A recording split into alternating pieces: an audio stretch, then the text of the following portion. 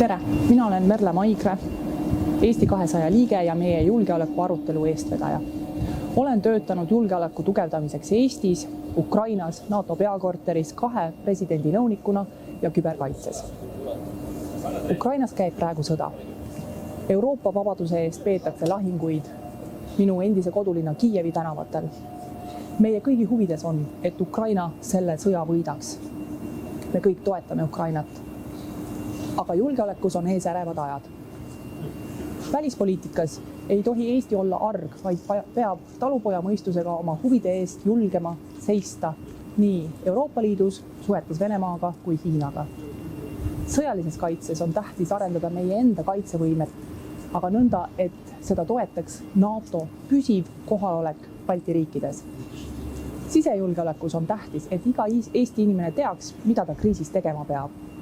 Fookuses peab olema kriisideks valmisolek ja nende lahendamine igas ametkonnas. Ärevad ajad suurendavad meie nälga kontrollitud ja selge info üle. See on infojulgeolek.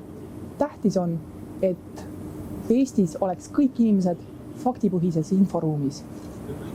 Digikaitses ja digiriigi osas peame samuti hoidma oma nõudlikkust. Meie Eesti 200-s mõtleme juba täna, mida saab teha, et Eesti julgeolek oleks parem. Kõik algab esmaspäeval.